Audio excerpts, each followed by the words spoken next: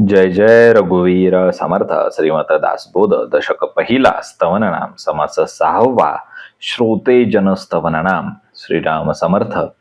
आता वंदू श्रोते जन भक्त ज्ञानी संत सज्जन विरक्त योगी गुण संपन्न सत्यवादी. जय सद्गुरु. श्रीमत दासबोधातील दशक पहिला आहे स्तवन नामांचा आणि त्यामध्ये असलेला समास सहावा आहे श्रोते जन स्तवन नाम. आणि पहिल्याच ओवीमध्ये समर्थांनी श्रोत्यांना वंदन केलेलं आहे. श्रोते भक्त आहेत, ज्ञानी आहेत, संत आहेत, सज्जन आहेत, विरक्त आहेत, योगी आहेत आणि गुण संपन्न आहेत. या समासामध्ये समर्थांनी श्रोत्यांचे स्तवन केलेलं आहे. पण ही काही श्रोत्यांची स्तुती नाहीये. आणि या स्तवनाच्या माध्यमातून आपल्याला खरा श्रोता कोण आहे, ज्ञान ऐकण्याची योग्य पद्धत कोणती आहे, सद्गुरूंचे विचार आत्मसात करण्यासाठी मनाची अवस्था आपण कशी तयार करावी हे शिकवलं जाणार आहे. या समासाचा एक अत्यंत सुंदर असा संदेश आहे. फक्त कानांनी ऐकणं म्हणजे श्रवण नाही, तर मन, बुद्धी, चित्त आणि अंतःकरणाने सत्य स्वीकारणं म्हणजे खरं श्रवण होय. मग श्रोता म्हणजे कोण?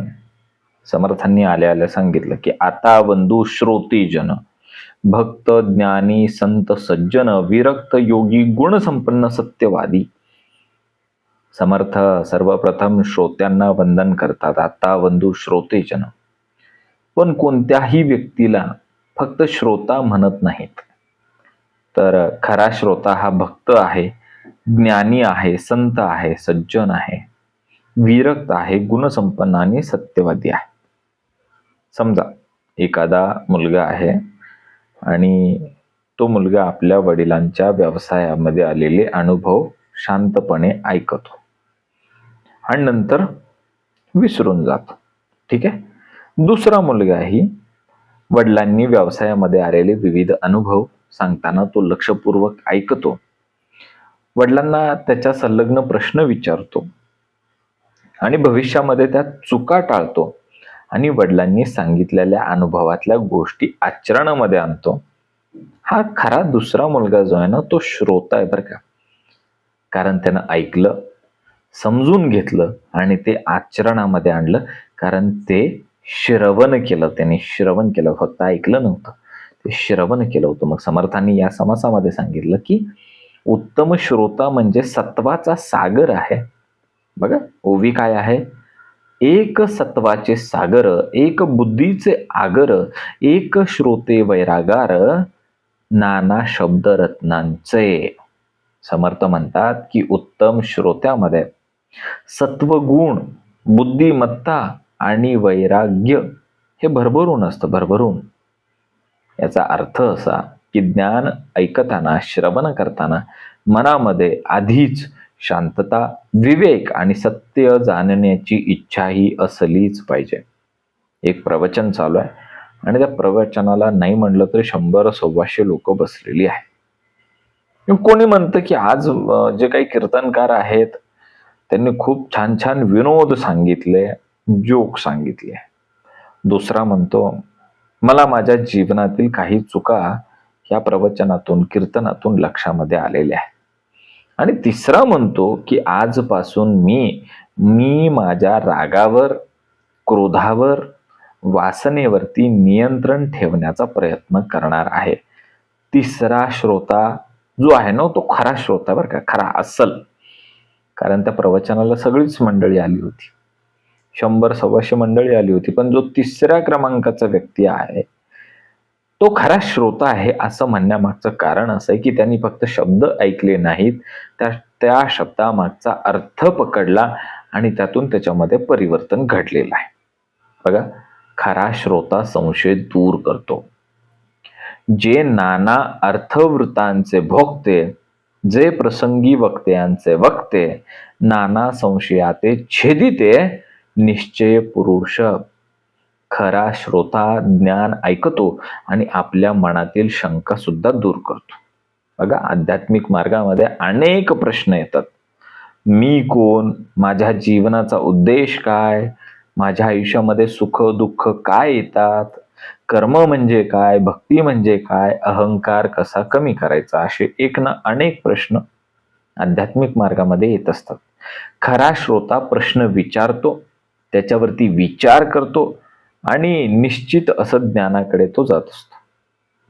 बघा ना, एखाद्या योगासनाच्या वर्गामध्ये योगासन करत असताना श्वास कसा घ्यायचा आणि कुठं सोडायचा, पूरक कुंभक रेचक हे समजतच नाही. आणि मग तो योगासन करणारा विद्यार्थी अंदाजानेच काहीतरी करत असतो, कुठंतरी पूरक, कुठंतरी कुंभक, कुठंतरी रेचक. आणि मग तो जर असंच करत राहिला तर चुकीची पद्धत त्याला लागू शकते. पण तो शिक्षक त्याला विचारतो की हे आसन करताना श्वास आत घ्यायचा आहे की बाहेर सोडायचा, सांग. मग शंका विचारली गेली आणि जर त्याला योग्य उत्तर मिळालं की त्याचा अभ्यास हा अधिक अचूक होतो आणि मग त्याला ते योगासनाच्या स्पर्धेमध्ये बक्षीस वगैरे मिळू शकतं. संशय विचारणं चुकीचं नाही, संशय कायम ठेवणं हे चुकीचं आहे. येतंय का लक्षात? बघा, श्रोत्यांमध्ये सद्गुरूंचं दर्शन, संतांचं दर्शन. समर्थ म्हणतात की ज्यांची धारणा अपार, जे ईश्वराचे अवतार, नांतरी प्रत्यक्ष सुरवर, बैसले जैसे. उत्तम श्रोत्यांच्या अंतःकरणामध्ये एवढी मोठी ज्ञानधारणा असते की त्यांच्यामध्ये देवत्वाचे दर्शन घडत असते. याचा अर्थ प्रत्येक श्रोता हा प्रत्यक्षामध्ये देवच आहे असा बाह्य अर्थ घेण्यापेक्षा ज्याचे मन सत्य, ज्ञान आणि सद्गुण स्वीकारण्यासाठी तयार आहे ना, त्याच्यामध्ये दैवी गुण प्रकट होत असतात असा आध्यात्मिक अर्थ आपण घ्यावा. घरामध्ये एखादी आजी सतत शांत बसलेली असते. घरात वाद झाला तरी ती आजीबाई कोणाचीही बाजू घेत नाही. ती आजी शांतपणे दोन्ही बाजूंचं ऐकून घेते आणि म्हणते, आपण एकमेकांना दुखावून प्रश्न सुटणार नाही, तुम्ही आधी शांत व्हा. हे तिच्या वयामुळे नव्हे तर तिच्या अंतःकरणातील विवेकामुळे तिच्या शब्दांना आलेलं ते वजन आहे. तिची प्रतिक्रिया एवढी संयमी का आहे? कारण तिच्या अंतःकरणामध्ये विवेक जागृत झालेला आहे. हेच ते देवत्व तिच्यामध्ये ते प्रकट झालेलं आहे. बघा पुढं, श्रोत्यांचे मन शांत असावं. समर्थांनी सांगितलं, जे ऋषीश्वरांची मंडळी शांत स्वरूप सत्या वैगळी, जयाचेनी सभा मंडळी परमशोभा. ज्या ठिकाणी उत्तम श्रोता असतो ती सभा आपोआप सुंदर होते. काय उत्तम समर्थांनी आपल्याला अप्रिसिएशन दिलंय. कारण चांगले श्रोते वातावरणामध्ये शांतता आणतात, आदर निर्माण करतात, विचारांना दिशा देतात आणि वक्त्याला प्रेरणा सुद्धा चांगले श्रोतेच देत असतात. बघा, चांगला श्रोता हा चांगल्या समाजाची निर्मिती करत असतो. म्हणून समर्थांनी तसं म्हटलं. बघा, खरा श्रोता शब्दापेक्षा अर्थ ग्रहण करतो. हृदयी वेदगर्भ विलसे, मुखी सरस्वती विळासे, साहित्य बोलता जैसे, भासती देवगुरु. ज्याच्या हृदयामध्ये ज्ञान साठलेलं आहे आणि ज्याच्या वाणीमध्ये सरस्वती वास करत आहे त्याचे बोलणे प्रभावी होते. पण इथे एक महत्वाचा संदेश असा आहे की ज्ञान फक्त मुखात नसावं तर ते हृदयामध्ये उतरलं पाहिजे, अंतःकरणामध्ये उतरलं पाहिजे. रोज एखादी व्यक्ती म्हणते की रागराग करू नये, रागराग चिडचिड करू नये, क्रोध करू नये.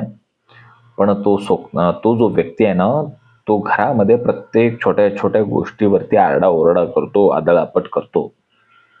आणि दुसरा व्यक्ती तो आध्यात्मिक असं काही बोलत नाही, त्याला अध्यात्म कळतही नाही, पण परिस्थिती कठीण आली तरी तो शांत राहतो. कशी परिस्थिती येऊ द्या, काही येऊ द्या, तो त्याचा संयम ढळू देत नाही. दुसऱ्यांना ज्ञान जगलंय, दुसऱ्याने ज्ञान जगलं आहे, तो फक्त बोलत नाही, तो करून दाखवतो. म्हणून ज्ञानाचे खरे प्रमाण हे वाणी नसून ज्ञानाचे खरे प्रमाण हे आचरण, वर्तन आहे, मंगलाचरण आहे. बघा पुढं, सदैव सावधान राहावे. जो अखंड सावधान, जयास त्रिकाळाचे ज्ञान, सर्व काळ निराभिमान, आत्मज्ञानी. जेथे इथे समर्थ आपल्याला अत्यंत महत्वाचे असे 3 गुण सांगतात: सावधानता, त्रिकाळ ज्ञान आणि निराभिमान. सावधानता म्हणजे आपण काय बोलतो, आपण काय करतो आणि आपण कोणत्या भावनेतून करतो याची जाणीव म्हणजे अखंड सावधानता दाखवली. आणि त्रिकाळ ज्ञान म्हणजे भूतकाळातून शिकणे, वर्तमानात जागरूक राहणे आणि भविष्याचा विवेकाने विचार करणे म्हणजे तिन्ही काळाचं ज्ञान समर्थांनी दाखवलं. निराभिमान म्हणजे ज्ञान मिळाले म्हणून अहंकार न वाढवणे म्हणजे निराभिमान. एखाद्या व्यक्तीला व्यवसायामध्ये मोठे यश मिळाले तर तो म्हणतो, माझ्यामुळेच हे सगळं काही घडलं. इथून त्याच्या अभिमानाची सुरुवात झाली. आणि दुसरा म्हणतो, मी प्रयत्न केले, माझे सहकारी आहेत, ग्राहक आहेत, कस्टमर आहेत, कुटुंब आहे, माझी परिस्थिती, या सगळ्यांचं योगदान आहे म्हणून हे यश मिळालेलं आहे. आणि ही त्याची कृतज्ञता आहे, ही त्याची नम्रता आहे. यश मिळाल्यानंतर नम्र राहणे हीच खरी परीक्षा आहे. बघा ना, यात समासामध्ये समर्थांनी सांगितलं, ज्ञानी माणसाला प्रत्येक अनुभवातून शिकता येते. श्रोता कसा असावा? ज्याचे दृष्टी खालून गेले ऐसे काहीच नाही उरले, पदार्थ मात्रासी लक्षिले मने जयांच्या. ज्ञानी व्यक्ती जगाकडे अत्यंत जागरूकतेने पाहतो. त्या ज्ञानी व्यक्तीला प्रत्येक घटना काही ना काहीतरी शिकवत असते. एखाद्या म्हणजे एकदा एखाद्याने व्यवसायामध्ये नुकसान सहन केलं. सामान्य माणूस म्हणतं, माझं नशीबच खराब, एवढा मोठा तोटा झाला, नुकसान झालं. पण ज्ञानी माणूस विचार करतो की माझी चूक कुठं झाली म्हणून हे एवढं मोठं नुकसान मला सहन करावं लागलं. मी योग्य माहिती घेतली नव्हती का माझा व्यवसाय सुरू करत असताना? मी व्यवसाय सुरू करत असताना घाईघाईमध्ये एखादा निर्णय घेतला होता का? बरं, हे सगळं ठीक आहे, नुकसान झालं, याच्या पुढच्या वेळेमध्ये मला काय बदल करायचा आणि फायद्यामध्ये राहायचं. त्यामुळे अपयश हा त्या व्यक्तीच्या, ज्ञानी व्यक्तीचा शिक्षक बनलेला असतो. आणि सामान्य व्यक्ती अपयशातून काही शिकत नाही. आणि ज्ञानी माणूस मात्र अपयशातून काही ना काहीतरी शिकतच असतो. बघा, खऱ्या ज्ञानी व्यक्तीला अनेक गोष्टी आधीच समजलेले असतात. जे जे काही आठवावे ते ते तयास पूर्वीच ठावे, तेथे काय अनुवादावे ज्ञातेपणे करुणी. समर्थ सांगतात की महान ज्ञानी लोकांना अनेक गोष्टी आधीपासूनच ज्ञात असतात. त्यामुळे ज्ञानी श्रोत्यासमोर बोलताना वक्त्याने अहंकार ठेवू नये. म्हणून समर्थ स्वतःची नम्रता या ठिकाणी व्यक्त करतात. बघा ना, समर्थांची अद्भुत अशी नम्रता आहे. व्युत्पत्ती नाही, कळा नाही, चातुर्य नाही, प्रबंध नाही, भक्ती ज्ञान वैराग्य नाही, गौल्यता नाही वचनाची. समर्थ इथे स्वतःला कमी लेखत आहेत. खरंच हे खरंच आत्मनिंदन आहे आणि हा नम्रतेचा आदर्श सुद्धा आहे. समर्थ म्हणतात, माझ्यात विद्वत्ता नाही, कला नाही, चातुर्य नाही, तरी मी हे सगळं बोलत आहे कारण माझ्या मनातील भाव मी तुमच्या समोर व्यक्त करू इच्छितो. बघा ना, एखादा अनुभवी शिक्षक विद्यार्थ्यांसमोर म्हणतो, मला सगळे काही येते असं नाही, तुम्ही प्रश्न विचारा, आपण सगळेजण मिळून समजून घेऊ. विद्यार्थ्यांच्या मनात त्या शिक्षकाबद्दल असलेला आदर वाढतो, वृद्धिंगत होतो. कारण ज्ञानासोबत नम्रता असली की व्यक्तिमत्व हे अधिक मोठे होत जाते. श्रोते म्हणजे परमेश्वर. समर्थांनी याच समासामध्ये सांगितलं की तुम्ही श्रोते जगदीश मूर्ती, तेथे माझी व्युत्पत्ती किती, बुद्धिहीन अल्पमती सलगी करतो. ही या समासातील अत्यंत सुंदर ओवी आहे बरं का. समर्थ श्रोत्यांमध्ये परमेश्वराचे दर्शन करून घेतात. यांचा व्यावहारिक अर्थ असा आहे की समोरच्या व्यक्तीचा आदर केला पाहिजे. तुम्ही कोणाशी बोलत असाल, कोणाशी विद्यार्थी आहे, कर्मचारी आहे, ग्राहक आहे, कुटुंबातील व्यक्ती आहे किंवा साधक आहे, त्याला कधी कमी लेखू नका. एखाद्या ऑफिसमधील वरिष्ठ कर्मचारी नवीन कर्मचाऱ्याला म्हणतो, तुला काही माहीत नसेल तर मला विचार, मी सर्व काही सांगेन. तुला काहीच येत नाही असं कधी समजू नको, मी आहे. अशा वागण्याने शिकण्याचे वातावरण तयार होते, पोषक वातावरण त्या ठिकाणी तयार होतं आणि माणसं घडतात. बघा, याच समासामध्ये समर्थांनी आपल्याला एक सुंदर असं उदाहरण दिलेलं आहे. उपमा आहे खरं तर ती, सिंहांच्या पिलाची उपमा. व्याघ्र सिंह भयानक, देखोनी भयचकित लोक, परी त्यांची पिली निशंक, तया पुढे खेळती. अत्यंत सुंदर उपमा समर्थांनी दिली. सिंह आहे, वाघ आहे, यांना पाहून सर्वांना भीती वाटते, भयचकित होतात लोक. पण त्याच सिंहाची, वाघाची पिलं त्यांच्या समोर अगदी निर्भयपणे निश्चिंत होऊन खेळत असतात. का बरं? कारण त्यांना त्या सिंहाच्या, वाघाच्या प्रेमाची खात्री असते त्या पिलांना. याचप्रमाणे समर्थ म्हणतात की मी सद्गुरूंचा आहे, त्यामुळे तुमच्या समोर बोलताना मला कोणतीही भीती वाटत नाही. बघा ना, लहान मूल आई समोर काहीही बोलतं, कसंही बोलतं, ते चूकही करतं, हट्टही करतं, प्रश्नही विचारतं. कारण त्याला माहीत असतं की आई मला समजून घेणार आहे. आणि हे खरं विश्वासाचं नातं आहे आणि ही विश्वासार्हता आहे. बघा ना, सद्गुरू प्रेमाने चुका पूर्ण करतात. बघा, सांगितलं याच समासामध्ये, आपलेची बोले वावुगे, त्याची संपादनी करणे लागे, परंतु काही सांगणे न लगे, न्यून ते पूर्ण करावे. समर्थ म्हणतात, आपण काही अपूर्ण बोललो, काही कमी पडलो, तरी सद्गुरू प्रेमाने पूर्ण करत असतात. हा सद्गुरूंचा स्वभावाचा जो गुण आहे ना, तो अत्यंत सुंदर आहे बरं का. एक लहान मुलगा तो चित्र काढतो, मग त्या चित्रातला काही भाग चुकतो है ना. मग आई काय म्हणते, असं नाही म्हणत आई, काय चित्र काढलेस ते वेडं वाकडं, किती ते विद्रूप चित्र आहे, असं नाही म्हणत. ती म्हणते, बाळा तू छान केलंस, खूप छान, इथे थोडा अजून रंग भर, अजून ते छान सुंदर दिसेल है ना, रंगसंगती थोडीशी सुधार. मुलगा काय करतो, मुलाची चूकही सुधारली जाते आणि त्या मुलाचा उत्साह सुद्धा या प्रसंगातून टिकून राहतो. हीच काय आहे, सद्गुरूंची वृत्ती आहे. दोष शोधण्यापेक्षा त्याच्याकडे असलेल्या गुणाला वाढ देणे. बघा ना, गुणग्राहक होणे. समर्थ म्हणतात, परंतु हे गुणग्राहिक म्हणून बोलतो निशंक. श्रोत्यांमध्ये गुणग्राहकता आहे म्हणून समर्थ सांगत आहेत की निर्भयपणे बोलत आहे. गुणग्राहक म्हणजे दुसऱ्याच्या बोलण्यातला चांगला भाग घेणारा तो गुणग्राहक. एखाद्या व्यक्तीचं भाषण 10 मिनिटांचं आहे आणि त्यामध्ये 2 चुका झालेल्या आहेत, पण बाकीचे सगळे 8 मुद्दे त्या ठिकाणी चांगले आहेत. त्यांनी एकूण 10 मुद्दे मांडले 10 मिनिटाच्या भाषणात, 2 मुद्दे चुकले, 8 मुद्दे बरोबर आहेत, चांगले आहेत, उत्तमाचे. दोष दृष्टीचा माणूस काय करतो, त्याच्या 2 चुका झाल्या, त्याच्या 2 चुका झाल्या, तो 2दा चुकला, तो 2दा चुकला, अशी सारखी त्याला आठवण करून दे. पण जो गुणग्राहक आहे तो काय करेल, ते जाऊ दे ना, 2 चुकलं तर चुकलं, पण 8 चांगल्या गोष्टी मला शिकायला मिळाल्या, उत्तमाच्या होत्या त्या.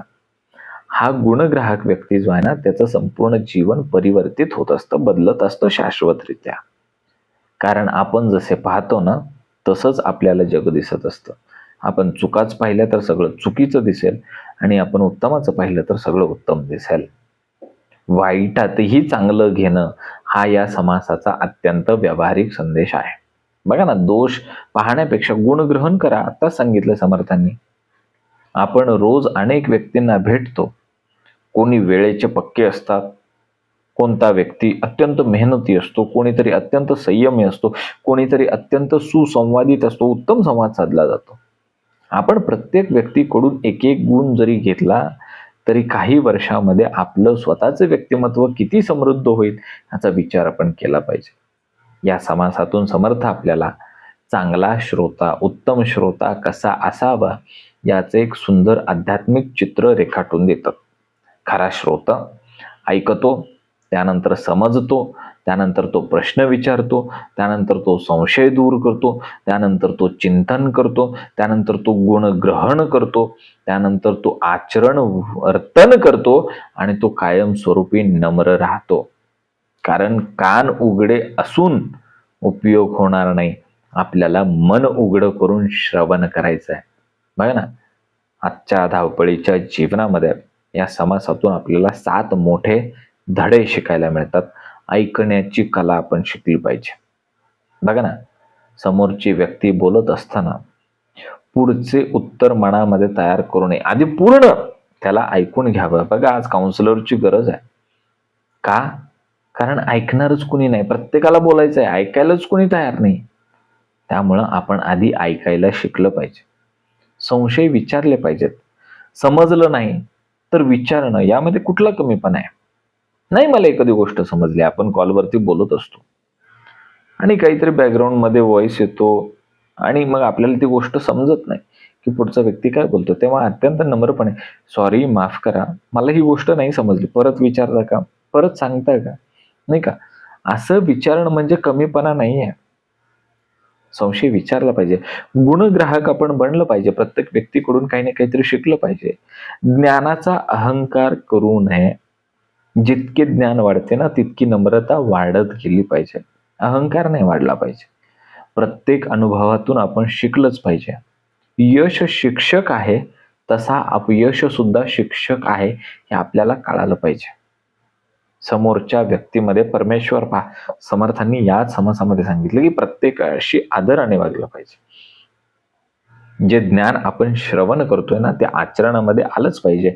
ऐकलेलं श्रवण केलेलं ज्ञान जीवनामध्ये उतरलं तरच ते खरं ज्ञान होणार आहे. बघा समर्थांनी संपूर्ण जो समास दिलेला आहे ना तो अत्यंत सुंदर आहे. समजा आपल्या घरामध्ये दोन व्यक्तीमध्ये भांडण सुरू आहे अगदी टोकाच. एक जण लगेच निर्णय देतो की तू चुकीचा आहे, तुझी चूक आहे, असं झालं तसं झालं, आणि दुसरा शांतपणे दोन्ही बाजूंचं म्हणणं ऐकतो. काय झालं सांगा, दोघांचं ऐकून घेतो शांतपणे, पूर्ण सांगा तुमची भूमिका, आणि मग विचारतो तुम्हाला खरं काय पाहिजे, म्हणजे तुम्हाला खरे तर काय हवे आहे, या सगळ्या भांडणातून तुम्हाला काय उत्पत्ती करायची. तो दोघांचे म्हणणे समजून घेतो, चांगला मुद्दा घेतो, दोघांमध्ये असलेले मतभेद, गैरसमज, संशय दूर करतो. हा जो दुसरा माणूस आहे ना हा समर्थांनी सांगितलेला उत्तम श्रोत आहे. कारण त्यांनी दोन्ही बाजूंच्या व्यक्तींचं म्हणणं शांतपणे ऐकून घेतलं आणि मग त्या ठिकाणी केला तो वाद मिटवलेला आहे. कारण त्याने फक्त त्या दोन लोकांची आरडाओरड आवाज ऐकला नाही तर त्यांचं मन त्याने समजून घेतलंय. श्रवण हे साधनेचं पहिलं दार आहे. पण कानांनी ऐकलेलं, मनाने स्वीकारलेलं, बुद्धीने तपासलेलं आणि आचरणाने सिद्ध केलेलं ज्ञानच जे आहे, जे श्रवण आहे ना ते श्रवण ज्ञानामध्ये रूपांतरित होत असतं. एवढी मोठी प्रोसेस आहे ती श्रवणाची. पण श्रवण हे साधनेचं पहिलं दार आहे, हे लक्षात ठेवा. बघा श्रोते कसे आहेत, पहिली 24 समर्थांनी सांगितले. श्रोते हे भक्त आहेत, ज्ञानी आहेत, संत आहेत, विरक्त आहेत, योगी आहेत, सत्यवादी आहेत. ही सगळी कशी आहेत, मूर्त स्वरूप आहेत. अशा सद्गुणी श्रोत्यांना समर्थांनी वंदन करूनच ज्ञान विचारांची सुरुवात केलेली आहे. बघा दुसरी ओवी, एक सत्वाचे सागर, एक बुद्धीचे आगर, एक श्रोते वैरागर, नाना शब्द रत्नांचे. सज्जन श्रोते म्हणजे सत्वगुणाचा महासागर है ना. विवेक बुद्धीचं भांडार, आगर म्हणजे काय, भांडार बर का. त्यांच्या अंतःकरणामध्ये काय आहे, काय आहे, ज्ञानरूपी अमूल्य शब्दरत्न साठलेली आहेत. असे श्रोते समर्थांना दिसत आहेत. जे नाना अर्थवृत्ताचे भोगते, जे प्रसंगी वक्त्यांचे वक्ते, नाना संशयांचे छेदिते, निश्चय पुरुष. खरा श्रोता केवळ श्रवण करत नाही, ऐकत नाही, तर ऐकलेल्या ज्ञानाचा अर्थ आत्मसात करतो आणि संशय दूर करतो आणि सत्याचा निश्चय तो प्राप्त करत असतो. असा या तिसऱ्या ओवीचा अर्थ आहे. बघा चौथी ओवी, ज्याची धारणा अपार, जे ईश्वराचे अवतार, नांतरी प्रत्यक्ष सुरवर बैसले जैसे. ज्याच्या अंतःकरणामधील धारणा विशाल आणि स्थिर आहे, ज्याच्या सहवासामध्ये परमेश्वराची अनुभूती आहे. ज्ञानी श्रोता म्हणजे कसा, चालता बोलता देवच हो, याच्या पलीकडे काय सांगितलं ना समर्थ. ज्याची धारणा अपार, विशाल, स्थिर, जे ईश्वराचे अवतार, नांतरी प्रत्यक्ष सूरवर बैसले जैसे. अगदी देवच हो, देवच. ज्याच्याकडे अत्यंत मोठी अशी धारणा आहे तो ईश्वराचाच अवतार आहे. बघा पुढं, किंग हे ऋषीश्वरांची मंडळी, शांत स्वरूप सत्वागळी, जयाचेनी सभा मंडळी परमशोभा. शांत आहे, सात्विक आहे, ऋषितुल्य अशा सज्जनांची सभा आहे. ही सभा म्हणजे ज्ञानाची पवित्र भूमी आहे. आणि अशा या पवित्र श्रोत्यांमुळे, सज्जन श्रोत्यांमुळे आध्यात्मिक विचारांना खरे सौंदर्य प्राप्त झालेले, शोभा प्राप्त झाली हो त्या सभेला. बघा, हृदयी वेदगर्भ विलसे, मुखी सरस्वती विलासे, साहित्य बोलता जैसे भासती देवगुरु. ज्याच्या हृदयामध्ये वेदांचे ज्ञान आहे, मुखामध्ये सरस्वतीचा वास आहे आणि ज्याच्या वाणीमध्ये बोलना परमात्म्याचा ज्ञानाचा प्रकाश जाणवतो ना, तो कसा आहे? देवगुरु सारखा तो भासत आहे. बघा, जे पवित्रपणे वैश्वानर, जे स्फूर्ती किरणांचे दिनकर, ज्ञातेपणे दृष्टी समोर ब्रह्मांड न ये. पवित्र अंतकरण आणि ज्ञानाची सूर्याप्रमाणे तेजस्वी दृष्टी प्राप्त झाल्यावर जीवाला बाह्य विश्वाची मर्यादा ओलांडून ब्रह्मतत्वाचे दर्शन होत असते. बरोबर? बघा पुढची उभी. जे अखंड सावधान, जयास त्रिकाळाचे ज्ञान, सर्व काळ निराभिमान आत्मज्ञानी. समर्थाने उत्तम श्रोता हा सतत जागरक असतो. तिन्ही काळांचे, त्रिकाळांचे भान असते त्याच्याकडे, भूत भविष्य वर्तमान. आणि या सगळ्याचं ज्ञान त्याच्याकडे असून सुद्धा तो अभिमान रहित आत्मज्ञानामध्ये तो स्थित असतोच असतो. हीच खऱ्या ज्ञानी पुरुषाची ओळख आहे. बघा, ज्याचे दृष्टी खालून गेले, ऐसे काहीच नाही उरले, पदार्थ मात्रांची लक्षिले म्हणायचं यांच्या. ज्यांनी जगातील पदार्थांचे स्वरूप विवेकाने जाणून घेतले आहे, ज्याच्या दृष्टी खालून कोणतेही तत्व लपून राहिलेलं नाही, त्याचे मन वस्तूंमध्ये सत्याचा शोध घेत असते. बघा पुढची ओवी. जे जे काही आठवावे, ते ते तयास पूर्वीच ठावे, तेथे काय अनुवादावे, ज्ञातेपणे करून या. समर्थांनी सांगितलं की ज्ञानी पुरुषाला प्रत्येक गोष्टीचं तत्व पूर्वीच ज्ञात असतं, माहीत असतं. म्हणून त्यांच्या समोर बोलताना अहंकार न ठेवता नम्रतेने आपण ज्ञान ग्रहण केलं पाहिजे.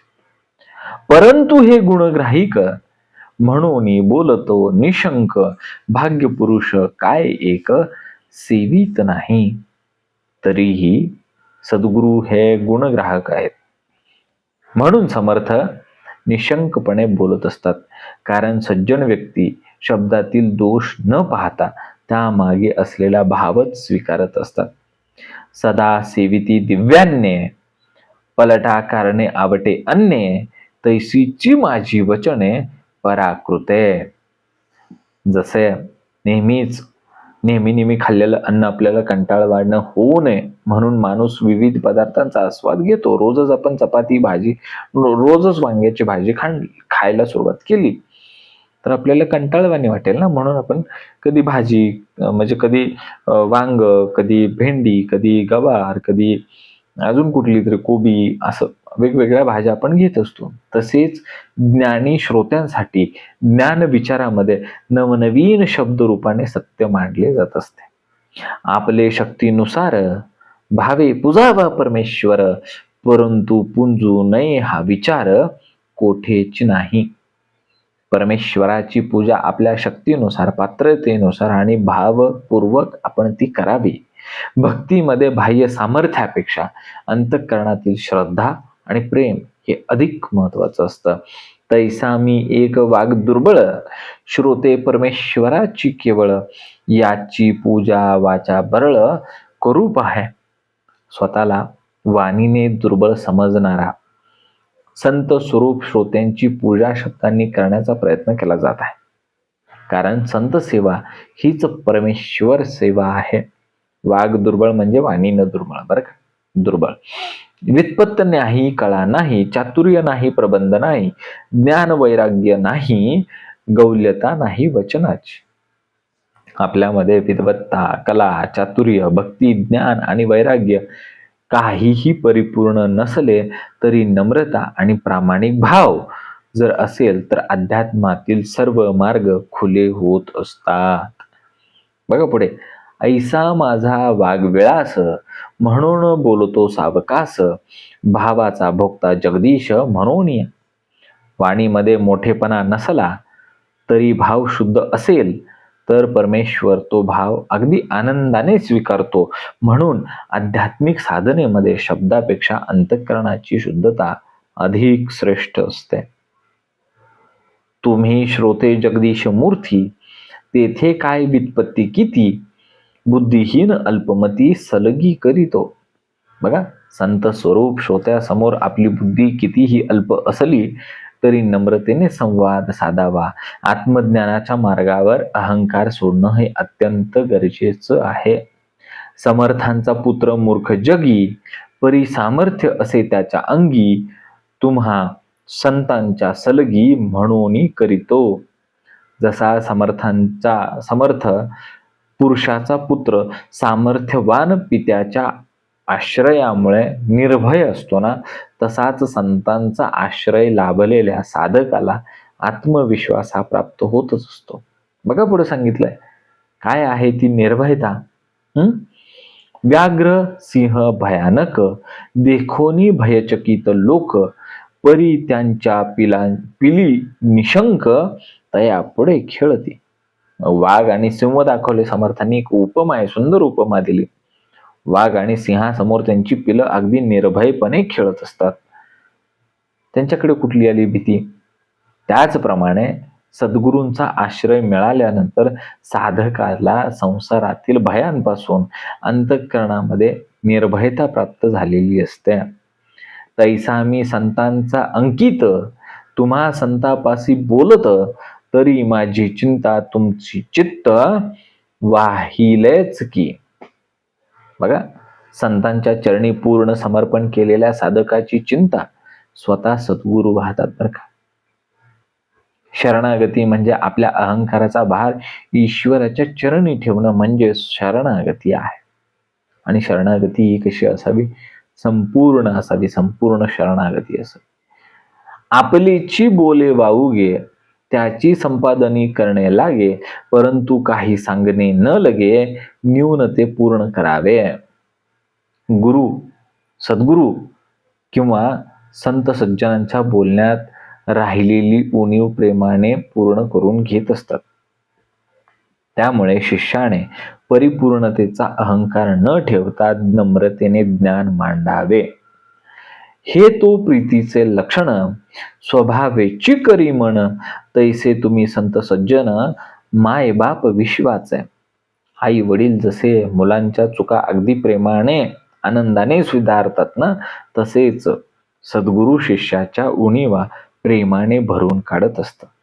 हीच सद्गुरूंच्या करुणेची खरी ओळख आहे. बघा पुढं, माझा आशय जाणून जीवे, आता उगीच ते करावे, पुढे कथेसी अवधान द्यावे, म्हणे दासानुदास.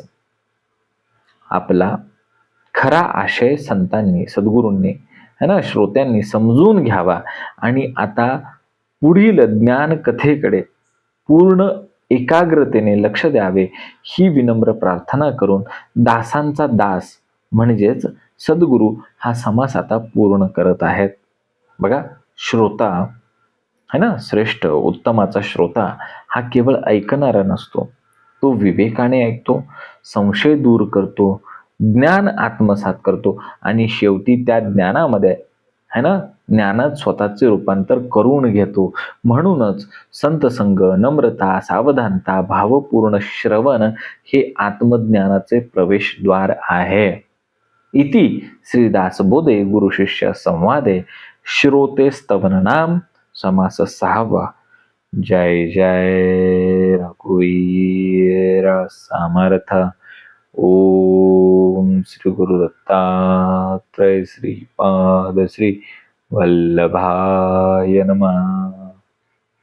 जय सद्गुरु.